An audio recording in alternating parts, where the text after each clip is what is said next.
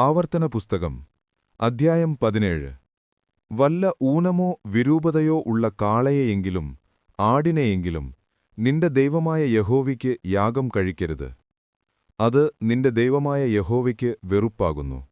നിന്റെ ദൈവമായ യഹോവ നിനക്കു തരുന്ന ഏതൊരു പട്ടണത്തിലെങ്കിലും നിന്റെ ദൈവമായ യഹോവയ്ക്ക് അനിഷ്ടമായുള്ളതു ചെയ്ത് അവന്റെ നിയമം ലംഘിക്കുകയും ഞാൻ കൽപ്പിച്ചിട്ടില്ലാത്ത അന്യദൈവങ്ങളെയോ സൂര്യചന്ദ്രന്മാരെയോ ആകാശത്തിലെ ശേഷം സൈന്യത്തെയോ ചെന്നു സേവിച്ച് നമസ്കരിക്കുകയും ചെയ്ത പുരുഷനെയാകട്ടെ സ്ത്രീയെയാകട്ടെ നിങ്ങളുടെ ഇടയിൽ കണ്ടുപിടിക്കുകയും അതിനെക്കുറിച്ച് നിനക്ക് അറിവ് കിട്ടുകയും ചെയ്താൽ നീ നല്ലവണ്ണം ശോധന കഴിച്ച് അങ്ങനെയുള്ള മ്ലേച്ഛത ഇസ്രായേലിൽ നടന്നു എന്നുള്ളത് വാസ്തവവും കാര്യം യഥാർത്ഥവും എന്നു കണ്ടാൽ ആ ദുഷ്ടകാര്യം ചെയ്ത പുരുഷനെയോ സ്ത്രീയെയോ പട്ടണവാതിലിന് പുറത്തു കൊണ്ടുപോയി കല്ലെറിഞ്ഞു കൊല്ലേണം.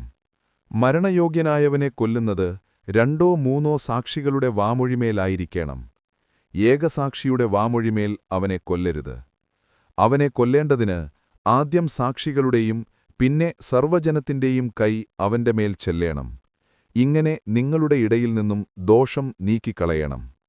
നിന്റെ പട്ടണങ്ങളിൽ കൊലപാതകമാകട്ടെ, വസ്തുസംബന്ധമായ വ്യവഹാരമാകട്ടെ, അടികലശലാകട്ടെ, ഇങ്ങനെയുള്ള ആവലാതി കാര്യങ്ങളിൽ വല്ലതും വിധിപ്പാൻ നിനക്ക് പ്രയാസമുണ്ടായാൽ നീ പുറപ്പെട്ട് നിന്റെ ദൈവമായ യഹോവ തിരഞ്ഞെടുക്കുന്ന സ്ഥലത്തു പോകേണം. ലേവ്യരായ പുരോഹിതന്മാരുടെ അടുക്കലും അന്നുള്ള ന്യായാധിപന്റെ അടുക്കലും ചെന്ന് ചോദിക്കണം. അവർ നിനക്ക് വിധി പറഞ്ഞുതരും. യഹോവ തിരഞ്ഞെടുക്കുന്ന സ്ഥലത്തുനിന്ന് അവർ പറഞ്ഞുതരുന്ന വിധിപോലെ നീ ചെയ്യേണം. അവർ ഉപദേശിച്ചു തരുന്ന പ്രമാണത്തിനും പറഞ്ഞുതരുന്ന വിധിക്കും അനുസരണയായി നീ ചെയ്യേണം. അവർ പറഞ്ഞുതരുന്ന വിധി വിട്ട് നീ ഇടത്തോട്ടോ വലത്തോട്ടോ മാറരുത്. നിന്റെ ദൈവമായ യഹോവയ്ക്ക് അവിടെ ശുശ്രൂഷ ചെയ്തു നിൽക്കുന്ന പുരോഹിതന്റെയോ ന്യായാധിപന്റെയോ വാക്കു കേൾക്കാതെ ആരെങ്കിലും അഹങ്കാരം കാണിച്ചാൽ അവൻ മരിക്കേണം. ഇങ്ങനെ ഇസ്രായേലിൽ നിന്നും ദോഷം നീക്കിക്കളയണം. ഇനി അഹങ്കാരം കാണിക്കാതിരിക്കേണ്ടതിന് ജനമെല്ലാം കേട്ടു ഭയപ്പെടേണം. നിന്റെ ദൈവമായ യഹോവ നിനക്കു തരുന്ന ദേശത്ത് നീ ചെന്ന് അതിനെ കൈവശമാക്കി അവിടെ കുടിപാർത്ത ശേഷം എന്റെ ചുറ്റുമുള്ള സകല ജാതികളെയും പോലെ ഞാനൊരു രാജാവിനെ എന്റെ മേലാക്കും എന്നു പറയുമ്പോൾ നിന്റെ ദൈവമായ യഹോവ തിരഞ്ഞെടുക്കുന്ന രാജാവിനെ നിന്റെ മേലാക്കേണം. നിന്റെ സഹോദരന്മാരുടെ ഇടയിൽ നിന്ന് ഒരുത്തനെ നിന്റെ മേൽ രാജാവാക്കേണം. നിന്റെ സഹോദരനല്ലാത്ത അന്യജാതിക്കാരനെ നിന്റെ മേൽ ആക്കിക്കൂടാ. എന്നാൽ അവന് കുതിര അനവധിയുണ്ടാകരുത്. അധികം കുതിര സമ്പാദിക്കേണ്ടതിന് ജനം മിസ്രയീമിലേക്ക് മടങ്ങിപ്പോകുവാൻ അവൻ ഇടവരുത്തരുത്. ഇനിമേൽ ആ വഴിക്ക് തിരിയരുത് എന്ന് യഹോവ നിങ്ങളോട് കൽപ്പിച്ചിട്ടുണ്ടല്ലോ. അവന്റെ ഹൃദയം മറിഞ്ഞുപോകാതിരിപ്പാൻ അനേകം ഭാര്യമാരെ അവനെടുക്കരുത്.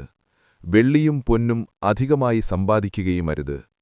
അവൻ തന്റെ രാജാസനത്തിലിരിക്കുമ്പോൾ ലേവ്യരായ പുരോഹിതന്മാരുടെ പക്കൽ നിന്ന് ഈ ന്യായപ്രമാണം വാങ്ങി അതിന്റെ ഒരു പകർപ്പ് ഒരു പുസ്തകത്തിൽ എഴുതിയെടുക്കണം.